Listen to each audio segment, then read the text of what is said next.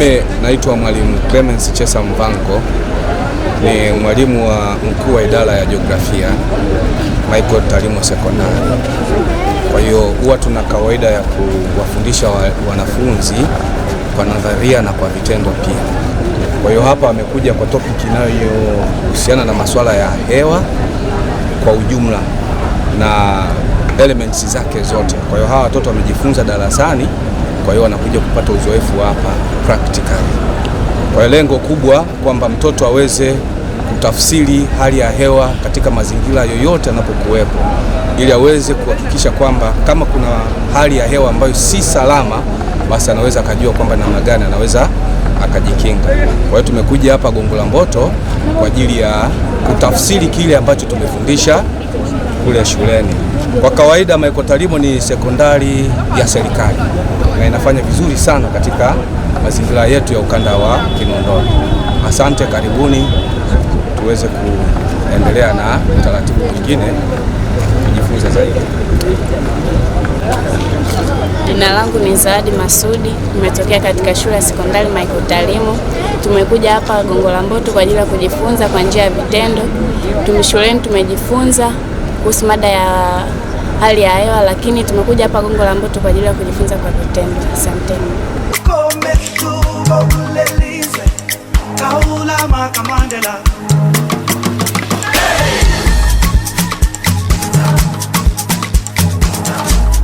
Naitwa Ezekiel Elkana, ni mwanafunzi wa shule ya sekondari Michael Tarimo, nasoma kidato cha pili. Kwanza kabisa nashukuru uongozi wa shule kwa kuandaa ziara hii ambayo inatupa nafasi sisi kama wanafunzi kuja kujifunza kwa vitendo yale ambayo tulijifunza kwa nadharia tukiwa darasani kwetu. Naamini hii ziara itatusaidia sana katika masomo yetu, hasa somo la jiografia, lakini pia itatusaidia katika maisha yetu ya kawaida ku-apply yale ambayo tutakuja kuyaona leo katika maisha yetu ya baadaye.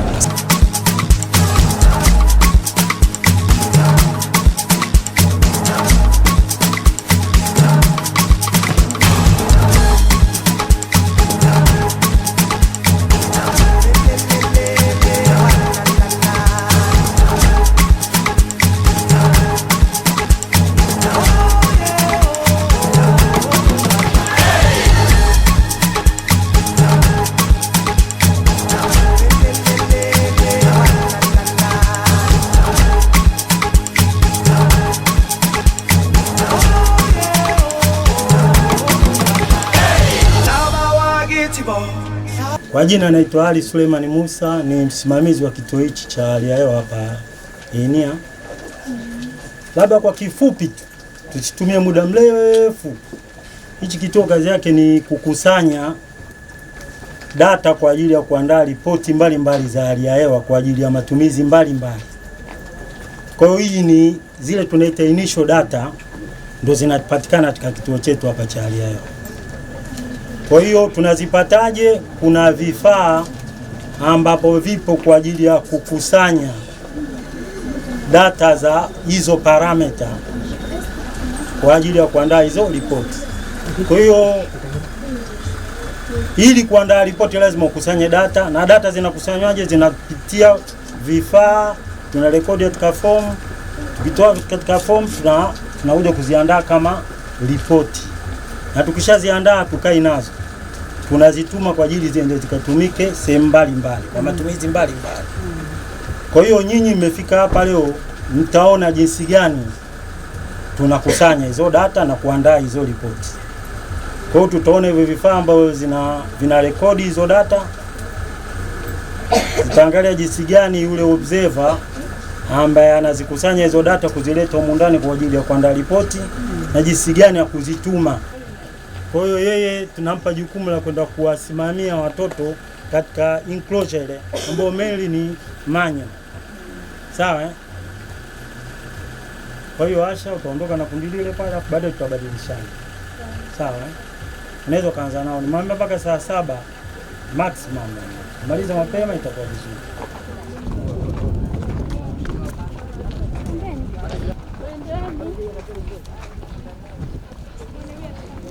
Steven sunscreen.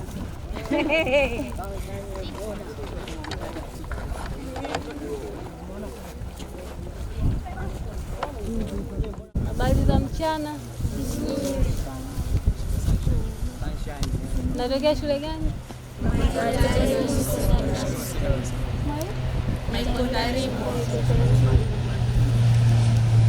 How are you? Who knows what is meteorology? Hali ya hewa ni nini? Yes. And what is weather?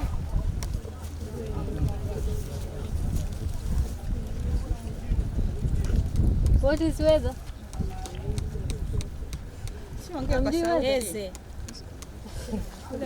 Nyosha mkono. Weather is the day-to-day condition of atmosphere that is recorded for a short period of time. Day-to-day atmosphere. Another one. Mwingine ajaribu.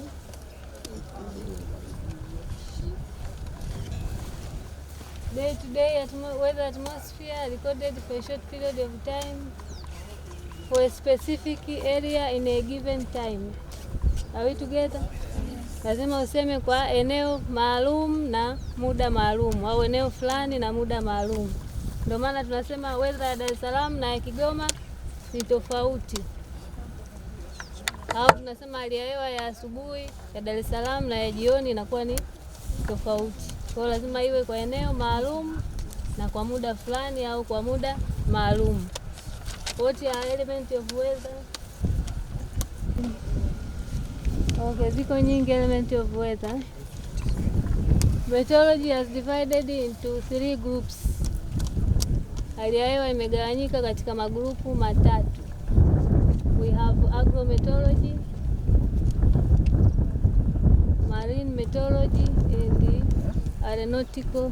Agrometeorology, marine meteorology and aeronautical meteorology or aviation meteorology, ambayo aviation meteorology ndio tunahusika nayo hapa, ni inahusika na usafiri wa anga. Are we together? Yes. Marine meteorology inahusika na hali ya hewa ya majini au hali ya hewa ya kwenye maji. Ukienda hapo ofisi za Azam Posta utakuta kuna ofisi ya hali ya hewa. Pia tunatoa huduma za hali ya hewa kwenye usafiri wa maji, lakini pia kwenye shughuli za uvuvi. Pia tuna hali ya hewa ya kilimo. Kwenye ofisi za kilimo pia tuna ofisi za hali ya hewa kwa ajili ya kupata taarifa za hali ya hewa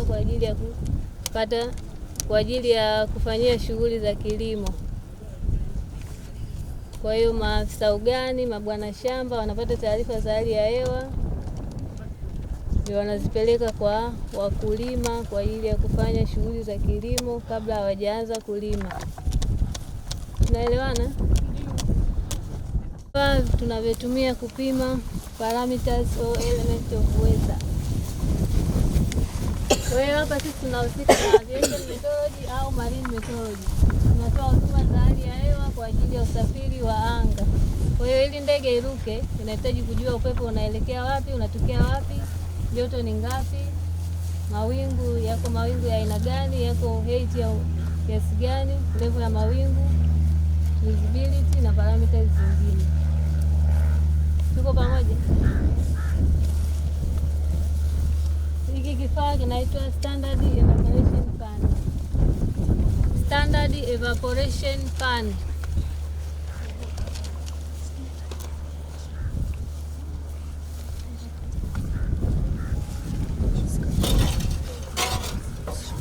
Standard evaporation fan ni kifaa ambacho tunatumia kupata amount ya evaporation ya siku. It's an instrument used to measure amount of evaporation of a day. Tunapima evaporation in millimeter. Kwa hiyo mvua ikinyesha, maji yakijaa, tunachukua hiki kikombe hiki ni 0.5 liters. Ni nusu lita hii. Tunapunguza maji mpaka yawe kwenye level hii hapa tunaita ni datum level. Mnaona huko kweli? Ndio. Kuna kama kimsumari hapa. Kwa hiyo maji yanatakiwa yawe kwenye level hii hapa, yameshaanza kupungua kwa sababu jua limetoka. Kwa hiyo mvua ikinyesha tunapunguza, na jua likiwaka asubuhi tunaongeza kiasi cha maji mpaka kwenye hiyo level ambayo tunaita ni datum level. Kwa hiyo ili tupate evaporation ya siku, tuna formula ambayo tunatumia. That is the formula. Mvua ikinyesha tukipunguza, tunachukua mvua tunatoa na 0.5 tunazidisha na idadi ya vikombe ambavyo umepunguza, ndio tunapata amount of evaporation of a day. Are we together? Tumeifunika hapa kuzuia uchafu, au labda kama kuna wadudu au wanyama wanaweza kunywa maji waka affect evaporation. Lakini pia tumeipaka black color. Black inafanyaje? Lakini pia ina absorb. Na hii ni silver lakini it is like white. White inafanyaje? Ina reflect. Kwa hiyo huku tunataka nje reflect, alafu ndani tumeweka black ili iwe na absorb. Kwa hiyo ili absorb joto ichemshe maji. Kwa hiyo inakuwa kama inachemsha, ndio unapatikana mvuke unaenda angani.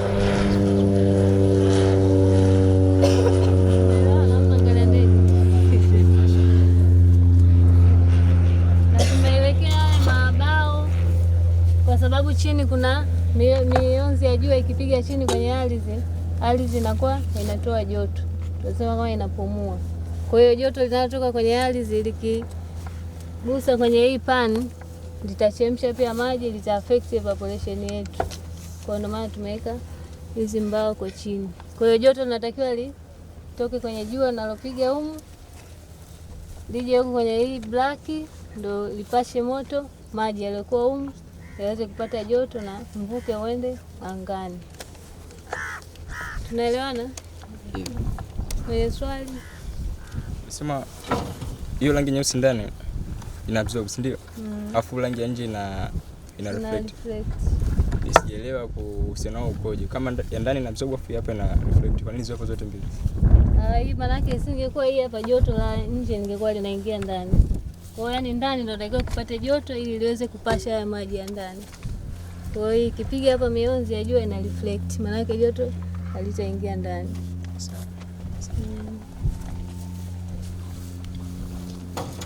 Tuone kifaa kingine. Hii inaitwa sunshine recorder.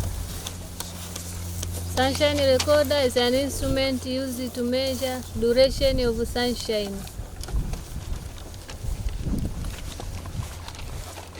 Tuna measure duration ya sunshine. Tuna kadi hizi hapa. Tuna kadi za aina 3. Kuna hii ya summer na ya winter inafanana. Alafu na hii inaitwa equinoctial. Kwa hiyo kila kadi ina kipindi chake ambacho tunakuwa tunaweka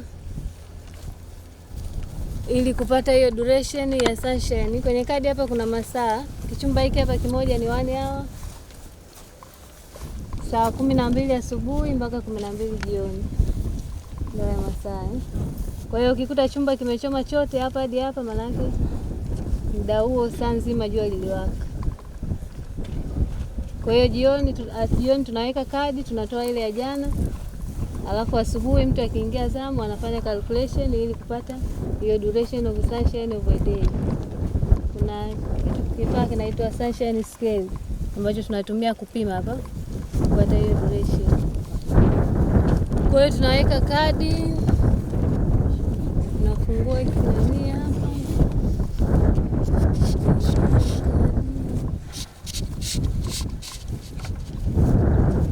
Kuna hiki kiengo hapa katikati hapa. Mbuko ndio inakaa 12 saa 6 mchana inakaa. Kwa hiyo jua likipiga hapa kwenye lens linakuwa linachoma huko asubuhi likianza kutoka. Kwa hiyo jua linavyoenda likipiga hapa linachoma huko kwenye opposite direction. Kwa hiyo mpaka saa 12 jioni likipiga huko linakuwa linachoma huko. Kwa hiyo unakuta kadi yote imeungua au kuna vipande ambavyo vinakuwa vimeungua. Ndio hivyo ambavyo tunaenda kuvikalculate kwa kutumia sunshine scale ili tupate duration of a day of a rain gauge. This is the rain gauge, an instrument used to measure amount of rainfall. Mvua ikinyesha inaingia humu kwenye hii pan, inaingia kwenye chupa, halafu tunapima amount ya maji ambayo yameingia humu kwenye chupa kwa kutumia measuring cylinder. Tunamimina kwenye measuring cylinder, tunapata amount ya mvua ambayo imenyesha, na mvua tunapima in millimeters. Tunachukua hiyo chupa tunamimina kwenye hii measuring cylinder, tunapima amount ya mvua ambayo imenyesha in millimeters. Hii measuring cylinder inaishia 10.5 mm. Kwa hiyo mvua ikiwa ni zaidi ya hii tunapima, tunamwaga, tunarekodi sehemu, tunapima tena, tunarekodi, alafu unakuja unajumlisha, unapata toto ya hiyo mvua.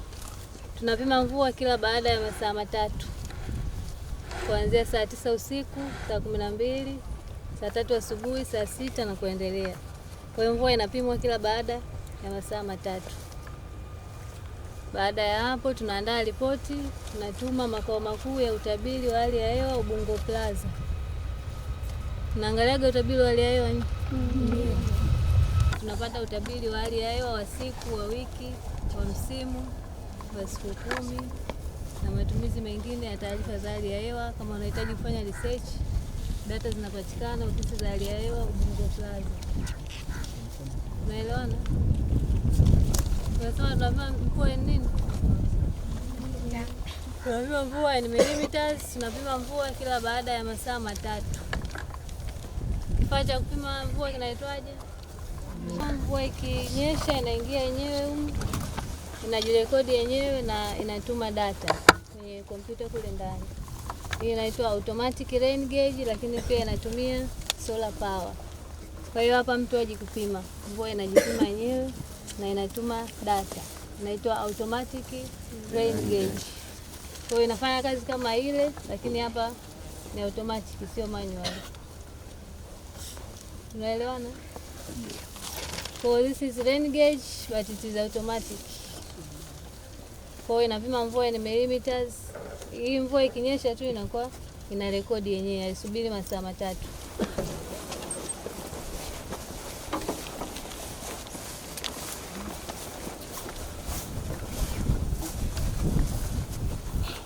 This is the Stevenson screen. Humu ndo zinakaa thermometers kwa ajili ya kupima temperature. Ila mnaona kuna thermometers 2 tu. Tunahama kutoka kwenye analog tunaenda kwenye digital. Kwa hiyo hatuna maximum na minimum, na kwa sasa hivi hatuzitumii hizi. Tunatumia kwa ajili ya kufundishia tu. This is the dry bulb thermometer ambayo inapima air bulb temperature, na hii hapa ni wet bulb ambayo inapima temperature ambayo ni wet. Kwa hiyo tunaweka maji humu kwenye kichupa ili kutofautisha thermometer hii hapa na hii. Hii hapa inakuwa ni wet na hii hapa ni dry. Hapa tulikuwa tuna maximum na hapa tuna minimum, ila kwa sasa hivi hazipo sababu tunahama, sasa hivi hatutumii thermometers. Tunaelewana? Kwa maximum tulikuwa tunaisoma saa 3 usiku, ambayo kwa sasa hivi tunaipata kwenye kifaa kingine tutakiona kule, na minimum tunaisoma saa 3 asubuhi, lakini maximum inapatikana kuanzia mara nyingi ni saa 6 mchana mpaka saa 9, lakini range yake ni kuanzia saa 3 asubuhi mpaka saa 3 usiku ndio tunapata maximum temperature, na minimum temperature inapatikana saa 3 usiku mpaka saa 3 asubuhi, ila mara nyingi ni saa 9 usiku mpaka saa 12 asubuhi. Kwa hiyo kwa sasa tumebaki na hizi thermometers 2 ya dry dew point na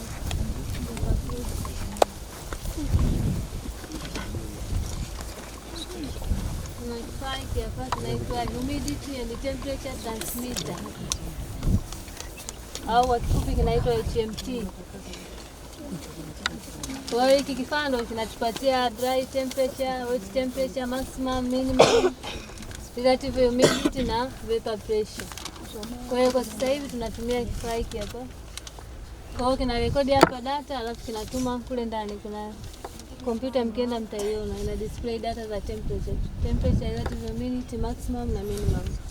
Kwa Kwa hiyo kwa sasa hivi temperature yetu, air temperature ni 27.6. Tunaelewana? Yeah. White bulb ni 20.7 degrees. Dew point ni 17.4. Relative humidity ni 53.9 ambayo ni 54%. Maximum na minimum tunabonyeza hapa kwenye graph.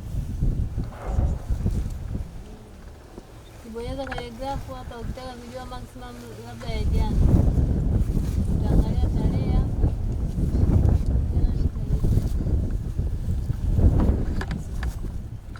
Naona ndio.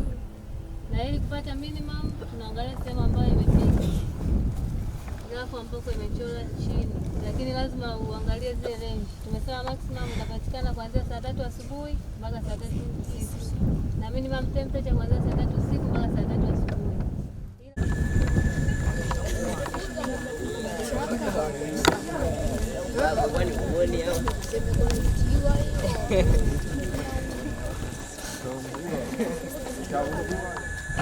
Observation ya mawingu. Mmeshasoma nyinyi observation ya mawingu?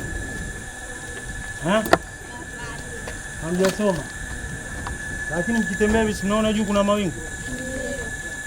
Okay, mawingu ni miongoni mwa parameter ambazo tunazirekodi na kuzituma. Zina umuhimu wake. Sawa? Kuna parameter tofauti nafikiri mmeshaenda kule, nyinyi bado hamjaenda. Kuna parameter tofauti ambazo tunashughulika kuangalia weather reports. Moja wapo ni mawingu. Sawa? Kwa kifupi tu mawingu tunayasoma au tunafanya observation yake kwa namna tatu. Kwanza ni type of clouds, aina ya mawingu. Sawa? Cha pili kiasi cha mawingu kilichopo angani, amount of clouds. Sawa? Cha tatu umbali wa mawingu kutoka ardhini, yaani ako umbali gani kutoka chini, height of base hayo mawingu. Sawa? Kwa hiyo hapa ukiangalia kama katika amount unaigawa hii sky katika sehemu 8. Sawa? Sehemu ngapi? Kwa hiyo kama hapa tukiangalia hii anga yetu au sky tumeigawa sehemu 8, yani kutoka kule katika horizon mpaka kote huku sehemu 8. Sawa? Kote. Na leo hapa tuna bahati nzuri tuna mawingu. Sasa ningependa nijue nyie, kama nilivyowaambia mawingu tukitaka kujua kiasi chake tumeagawa sehemu 8. Ni hapa mkiangalia haraka haraka nyinyi mnaona mawingu. Ukiona kama kuna bluish sky inamaanisha sehemu hiyo haina mawingu. Sawa ndugu zangu? Sasa hebu niangalizieni haya mawingu yaliyopo angani. Alafu mniambie yamecover sehemu gani hii? Katika hiyo 8 yenyewe yamecover sehemu gani? Hapa umbali. Yali. Sasa umbali mara nyingi kuna formula moja kwa dew point formula. Ndio umbali wa mawingu. Kutoka hapa ardhini mpaka pale alipo. Sawa? Kwa hiyo mara nyingi tunatumia formula, hata kwa macho huwezi kukisia. Sawa, na majina yake. Na ameitwa kutokana na jinsi alivyo. Sawa? Kwa hiyo kama utakuta na shape kama mlima unajua cumulus. Kama amesambaa unajua haya stratocumulus. Sawa? Yako aina 10 mawingu. Sawa? Kwa hiyo unatakiwa ujue. Ukiulizwa bana kwa aina gani ya mawingu ujue kwa kiasi gani. Sawa? Na vile vile aina gani. Sawa jamani?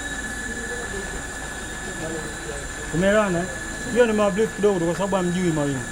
Lakini moja parameter ambazo tunakusanya hapa tunaandikia report. Sawa ndugu zangu?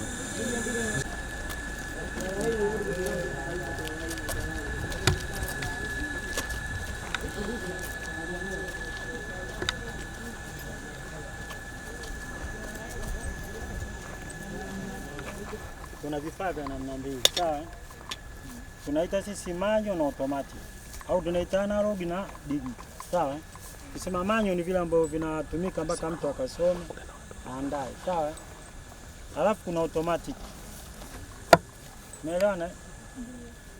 Automatic ndio tunaita digital. Naweza kaita digital. Sawa? Lakini mara nyingi tunapenda kuita automatic kwa sababu yenyewe inasoma yenyewe, ndio maana automatic. Unaelewana? Manyo kwa sababu inamhusisha mtu katika kwenda kusoma. Kwa maana inaita manyo ndio automatic. Au kwa kifupi kwa kueleweka zaidi ndio tunasema analog na digital. Unaelewana eh? Sasa ukiangalia hapa pana enclosure za namna mbili. Nikisema enclosure tunaelewana? Nikisema enclosure ni hii senyenge. Umeona hii senyenge ilivyotengenezwa? Hii inaitwa enclosure. Hii kazi yake ni kuhifadhi vifaa vya hali ya hewa. Kwa nikisema enclosure inamaanisha ni eneo ambalo limetengenezwa maalum kwa ajili ya kukusanya na kuhifadhi vifaa vya hali ya hewa. Unaelewana eh? Kwa hiyo hapa kwetu kuna vile kule ambapo hapo wenzenu kule. Alafu na hapa. Sasa kama nilivyosema mwanzo, hapa ni kwa ajili ya automatic. Sisi tunaelewana eh? Au kwa ajili ya vifaa vya ambavyo digital. Ule kwa ajili ya manyo au tunasema analog. Ndio vingi viko kule. Sawa eh? Hii ni automatic rain gauge. Inapima amount of rainfall. Sawa eh? Hii inatofautiana na kule kwa sababu hii inasoma yenyewe, ina rekodi kisha ina transfer data kule. Kwa hiyo yule aliyopo pale ndani anaweza kupata data za hapa bila kutoka nje. Unaelewana? Kwa hiyo akitaka mvua ya lisali moja, masaa 3, masaa 6, masaa 24 anaweza akaipata ndani. Ile kule ile gauge mtakwenda kuona kule ile ni manyo. Ile sasa mpaka uende ukapime. Ndio hiyo unaisoma, si ndio? Ni ile gauge yenyewe inakuwa na mrija kama hii, inakuwa na hivi. Sawa? Inakuwa na pani kama hii. Alafu inakuwa na pani nyingine ndani ambazo ziko kwa ajili ya kushikilia chupa ile ambayo ina catch ile maji. Yakiingia sawa? Ukitaka kusoma kwa unahamisha zile keni zile za juu, unaichukua ile chupa ambayo inaingia maji. Unaenda kumimina ile maji kwenye meza ya msimu. Hiyo amount of rainfall. Sawa? Sasa ile ni manyo. Lazima utoke nje ukapime. Nilimwelezea mwalimu hapa scenario nyingine inajitokeza kwamba mvua inanyesha. At the same time ni muda umefika kwenda kusoma ujue amount of rainfall. Kwa mvua inanyesha na unatakiwa usome. Kwa hiyo inabidi uje ukiwa umevaa gunboot, umevaa raincoat na mwamvuli kusudi usidisturb reading. Sababu hata muda ule unapima inatakiwa iendelee kuachwa inaingia. Unaelewa mwalimu? Tunataka tupate rainfall labda masaa 24. Kwa hiyo unapoenda kupima rainfall masaa 3, it means kwamba unatakiwa unapoichomoa ile lakini still bado iko katika position yake. Unaichomoa kijanja. Huku kumbuka kuna mvua. Unaichomoa ile, unatoma ile chupa iliyopo ndani ambayo ndio catchment yenyewe. Ile ndio unaitoa, unaacha ile maji mengine yaendelee kuingia kwa sababu kuna keni zingine bado zina catch maji. Unapima ile maji yanayoingia kwenye chupa ile ndio unajua amount of rainfall. Hapo immediately inabidi uirudishie tena ile iendelee. Utoke uende ukarekodi. Sasa hiyo yote inafanywa mtu akiwa ndani kwa hiyo. Haitoki nje wala nyeshewi na mvua wala sijamna nini. Kwa hii ni advanced technology ya kukusanya mvua na zinaweza kutumika kwa nchi zetu siku nyingi. Sisi bado tulikuwa kwa sababu ya uchumi. Ule mfuko unaopanda. Safi kabisa. Umemwelewa wewe? Kwa sasa sisi katika kituo chetu vile tunatakiwa tupime kiasi gani cha maji kimekuwa evaporated kwenda angani. Sawa eh? Unajuaje? Kwa kuweka kifaa kama hichi. Kule kuna manyo, hapa hii ni automatic. Kwa hiyo kuna level ambayo imewekwa maji hapa. Kila saa 3 asubuhi inatakiwa mtu aje aiangalie kama kule kwenye manyo anaangalia imepungua kiasi gani, anaongezea yale maji arudi katika level yake. Na kama amezidi anahamisha yale maji na kurudi katika level yake. Sawa eh? Sasa hii kwa kuwa automatic yenyewe inasoma moja kwa moja, haisubiri wewe sijui uje usome hapa. Wala nini, inakusanya katika sensa yake, inapeleka kwenye mashine pale juu, inatransfer inapeleka kwenye server kule. Kwa hiyo aliyopo ndani kule anasomea mle ndani bila kutoka nje. Umeelewana ndugu zangu? Kwa hiyo inapima amount of nini? Evaporation, ndio? Maji yameevaporate kiasi gani kwa kiasi gani? Sasa evaporation sometimes ina take place kwa kutumia, sio lazima alivyosema ujua. Sometimes hata upepo na sometimes unasababisha. Sawa eh? Lakini mainly inasababishwa na jua kali kusema na process ya evaporation ikaelezea vizuri. Kwa katika kituo chetu parameter nyingine ambayo inahitajika ni evaporation. Kwa tunapima kwa kutumia automatic na manual ile kule kwa manual unaweza kaangalia process yake ile. Unapataje zile reading, unafanyaje pale kwa kutumia manual. Lakini hapo automatic nilivyosema wewe kazi yako uko ndani pale nakupa reading. Sawa? Eti tumeelewana? Bwana kama mnaogopa walimu wakali sana. Mbona mko nyonge sana au njaa? Hii nimesema ni nini? Evaporation pan. Sio bwawa ile la samaki. Niacha neno lake moja pale ni automatic evaporation. Si ndio jamani? Nakushukuru sana mwalimu. Kwa hiyo umeelewa ustata? Umeelewa ni nini? Nikuulize maswali. Au utakuwa nakuonea? Muulize. Akasha kwa mnyonge tayari. Nikuulize. Nataka mjue jinsi gani reading inapatikana. Hapa ni automatic kali kwa sababu kuna boya hili. Hili boya lina adjust lenyewe. Na maji yakipungua inatakiwa ni ajijae yenyewe. Sio kama kule mpaka ujaze na kikombe. Unaelewa na? Kule ukipata idea kule vizuri ukija hapa inakuwa very easy. Sababu kule ni manyo na mimina maji kwa kutumia hicho kikombe. Nimesema capacity yake ni ngapi? Ni ngapi? Nani anakumbuka? 0.5. Sasa mwalimu mbona anakumbuka nyinyi tuko hapa nyinyi mwalimu kaja sasa hivi tu huyu. Ni 0.5 sawa? Kwa hiyo utakuja amount of evaporation utajazia vile vikombe. Uta count vile kama viko 12 basi unajua ni milimita ngapi za maji itakuwa imekuwa evaporated kama vikiwa vikombe 13. Ndio to read ile amount of evaporation. Sisi tumeelewana au nimeenda haraka sana? Hii ni automatic ina read kule direct. Kwa kule mkienda mtaelezewa jinsi gani nimesema. Kule kuna kachemba hapa. Inaitwa data level. Kuna ile huku ambayo ipo ndio inaopima ile level ya maji. Kwa hiyo ukitaka kujua imepungua kwa kiasi, yani evaporation imetake place kiasi gani, unaangalia ile level ile huku. Maji yameshuka kiasi gani. Kwa hiyo wewe unachotakiwa unajazia vile vikombe. Na vikombe nimesema capacity yake kiasi gani? Asiseme mwalimu. Nakumbuka? 0.5. Okay sawa. Kwa nikikaunt vikombe 13 itakuwa ni kiasi gani?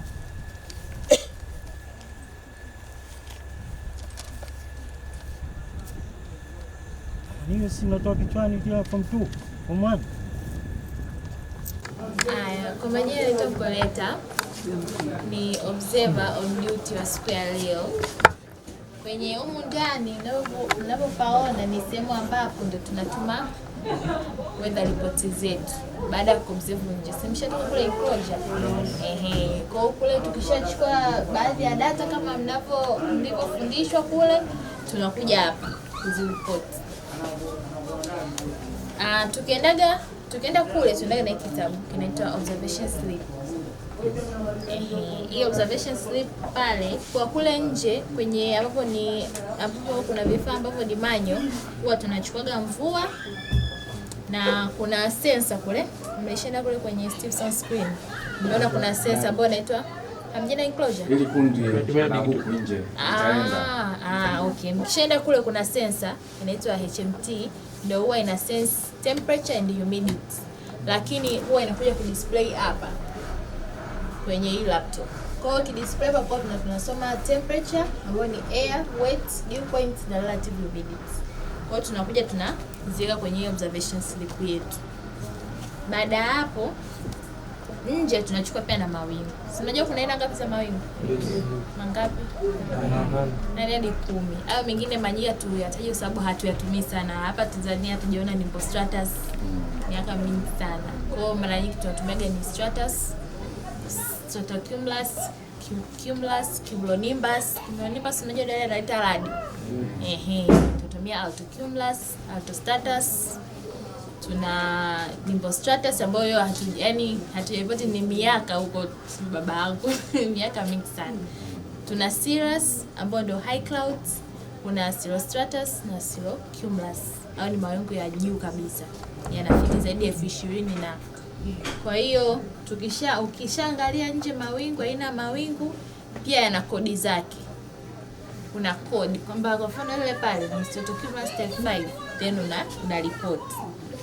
Na pia tuna report kwa wingi, tunasema octa. Ili anga lote tunaigawa mara 8. Kwa hiyo ukiona octa 1 mpaka 2, hiyo kwenye weather tunasema hiyo ni few. Kwenye 3 mpaka 4 tunasema ni scattered, mawingu yapo scattered. Kwenye 5 mpaka 7 tunasema mawingu yapo broken. Kwenye 8 tunasema ni hayo ndio overcast, kwamba ni anga zima linalitawala mawingu. Baada ya kuripoti hapa mawingu, tukishachukua hizi temperature zetu na relative humidity, si mnajua bwana humidity, unyevu. Tunapima according to percentage. Je, kuna unyevu wa asilimia ngapi? 50, 60, 70, 80, mara nyingi 90 ngapi 80 wote tuna observe during night au ile asubuhi na mapema. Lakini mchana kama hivi na upepo vipi, unakuta 40, 50, kiwa nyingi sana 60. Baada hapo huwa tunakuja hapa kwenye hii display yetu. Hii ni sensor ndio Avmex. Inaonyesha kule mbele. Yes, ndio hapa ni 10 minutes wind. Tena dakika 10 in average. Kwa sababu tunasema tutumie wind ya instant, yani kwamba sasa hivi wind ni 7, ni 180 kwa 7. Direction speed huwa zinacheza. Kwa maana yake ndani ya 10 minutes tunaangalia je, in average wind ni ngapi? Huwa ndio tunakuja tu display hapa. Lakini ukisema instant maana yake huwa inabadilika. Sio hapa 7 9 hivyo inabadilika. Ndio maana tunachukua in average. Ukishaichukua hapa, kitu cha mwisho tunacho observe ni pressure. Kwa sasa hivi tunatumia hii digital barometer ambayo ni ina display hapo, ni sense. Sisi zake zipo nje. Umeiona hapo? Iangalieni. Iangalie. Hii hapo tunaiangalia, ni hapo tunapima hapo mean sea level pressure. Tukishachukua data zetu tunakuja kuzamisha kwenye hii report, ni weather report, ambayo hii report inaenda kwa tower kule kwa controller. Lakini hapa kwenye taasisi yetu tuna hii poto yetu inaitwa MICE. Huwa ndo ina display kama hichi kitabu. Kwa hiyo kisha posti huku unaituma. Kisha kama ngoja ngoja report ambayo nimetuma sasa hivi. Hii hapa. Muda ni 09:30. Hii ni Zulu time. Sasa tutumie local time. Tunatumia Zulu time. Ni 09:30 ambayo kwa sasa hivi ndio saa 6:30 tunasema. Kwa hiyo hapa nimeweka wind, visibility, uono wangu nimeona kiasi gani. Tuna hizi visibility markers. Hii hapa. Hizi ni ina fomu yake, ni fomu namba. Hatuna thunderstorm, hatuna fall, hatuna snow, yote ni weather. Hatuna. Kwa maana yake ni cloudy, scattered kwa broken, ambayo ni low clouds, cumulus na cumulus. Hii ni dry temperature na dew point, na hii ni mean sea level pressure. Kwa hiyo nikishaput hizi data zangu huwa zinatuma. Kule kuna communication desk ndio huwa zinaenda direct tower, na zingine zinaenda kwa email C4. Kwa hapo tunabotoma. Na kuna ripoti hiyo ndio kubwa ambazo zinakuwa coded. Zinatuma kila baada ya masaa 3. Hii hapa synoptic report. Kwa mfano nimetuma sasa hivi saa 6 ambayo ni 0900. Kwa hapa nasema saa 6 sio local time. Hii inatuma kila baada ya masaa 3. Kwa maana yake nyingine itatuma saa 9 ambayo tunasema 1200. Hii inakuwa ni code form. Kwa sababu unajua hizi report ukisema we define ni ndefu.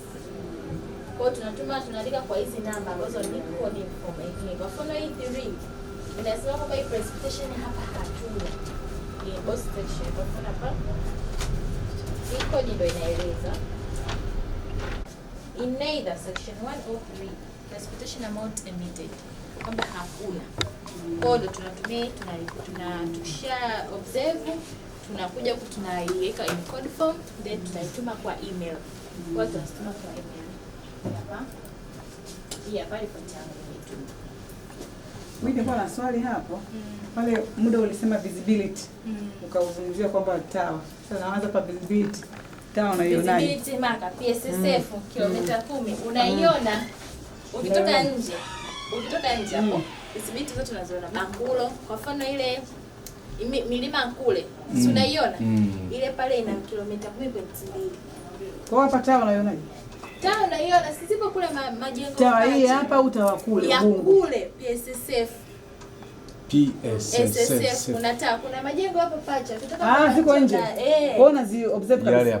Ukiona ile yani ile ndo kama maka yetu. Kwamba ile milima ni maka kwamba pale ni kilomita 10.2. Kuna majengo pale. Ile ni 10.6 kilomita. Ukipanda huku juu kuna ile milima kule. Kwa sasa hivi na maana hakuna ambayo imeset hiyo hiyo tawa PSSF. Itokea lingine refu na maana ita-offset ndio kuona. Maana hizo sasa hizi zinakuwa updated. Yaani haiwezi kawa hivi miaka yote. Hapana, kwa sababu mambo yanabadilika. Okay, sawa. Kwa hiyo inakuwa updated. Kwa maana kwa mfano ikiwa phone huwezi kuona. Kwa maana yake visibility itakuwa less than 1 kilometer. Kwa ndio hivyo tunavyo. Kwa sababu pia hata hivyo pilots kwa mfano tokea shower of rain. Ile moderate. Itatanda hapa hawezi kushuka. Kwa yani visibility ni muhimu sana kwenye mambo ya aviation. Inamsaidia sana pilots. Na hii huwa inakuwa updated. Kwa sababu leo unaweza kuona ile milima kesho ikajengwa pale. Okay. Vitu usione. Kwa hiyo inakuwa tena maka nyingi. Na hizo height za mawingu huwa tunatumia hiki inaitwa digital cyclometric calculator. Imetengenezwa tu na mtu hapa. IT wetu alitutengenezea huwa ina estimate height ya ile low cloud ambayo base ya mwisho cumulus and cumulonimbus. Kwa hiyo tukiputa hapa dry bulb na wet bulb ndio tunapata hiyo height, estimated height. Kwa hiyo inatusaidia. Unaelewana? Lazima iwe kwa eneo maalum au eneo fulani na kwa muda fulani. Hali ya hewa ya Tanga na hali ya hewa ya Mwanza ni tofauti. Maana lazima iwe hali ya hewa ya eneo fulani na kwa muda fulani. Hali ya hewa ya Dar es Salaam ya usiku na ya mchana ni tofauti. Kwa lazima iwe specific area na specific time. Kwa ni given time. Are we together? What are elements of weather?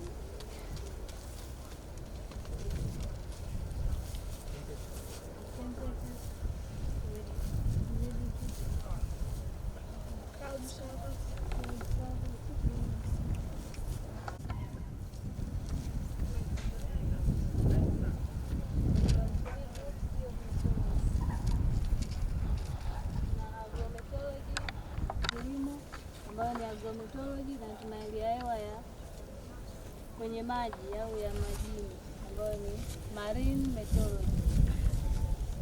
Kwa hiyo tuna ofisi za hali ya hewa kwenye viwanja vya ndege, kwenye ofisi za kilimo. Bandalini hapo posta hapo, kwenye ofisi za Azam, opposite pale kuna ofisi za hali ya hewa. Kwa hiyo meli au boti haiwezi kupata huduma ya usafiri bila kupata huduma ya usafiri wa hali ya hewa. Lazima ipate taarifa za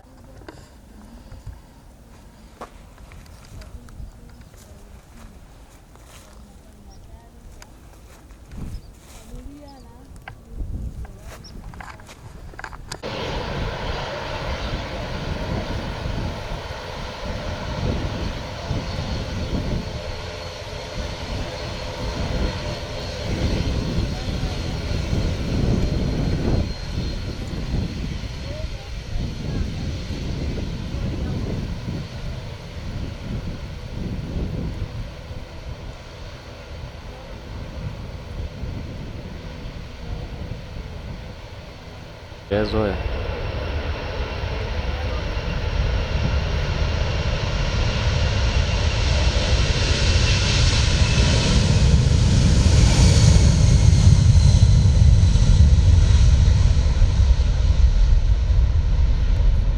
But this is automatic one. Automatic rain gauge. Kwa hiyo hii pia inapima mvua. Mvua ikinyesha inaingia hapa. Inapima, alafu inatuma data kule kwenye kompyuta, lakini pia inatumia solar power. Kama moja tunaiona kule automatic. Moja ni automatic ya kawaida, nyingine inatumia solar. Kwa hiyo pia inakuwa hapa tunapata temperature ambayo ni dry na hapa tunapata temperature ya wet. Lakini pia hapa tulikuwa na maximum na minimum, ambayo maximum tunaisoma saa 3 usiku na minimum inasoma saa 3 asubuhi. Ila minimum tunaipata kuanzia saa 3 asubuhi mpaka saa 3 usiku. Ila normally minimum maximum inatokea saa 6 mpaka saa 9. Ila range yake ni hiyo saa 3 asubuhi mpaka saa 3 usiku, maximum temperature inakuwa inapatikana muda huo. Na minimum inasoma saa 3 asubuhi lakini inapatikana saa 3 usiku mpaka saa 3 asubuhi. Normally inatokea saa 9 usiku mpaka saa 12. Kwa saa 9 pale ukiona baridi ndio temperature inakuwa. Solarimeter. Solarimeter is an instrument used to measure radiation. Kwa hiyo mionzi ya jua inapimwa kwa kutumia kifaa kinaitwa solarimeter. Pale kwenye sunshine recorder tumesema tunapima duration of sunshine. Kwa hiyo amount of radiation ndio inapima kutumia hiyo solarimeter. Solarimeter radiation inapimwa ni unit gani?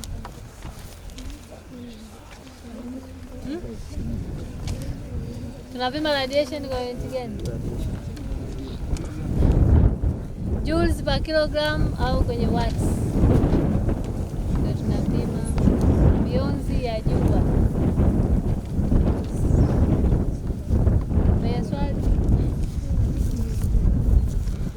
Mwenye swali aulize. Mawingu mmefundishwa? Yes. Visibility. Wind.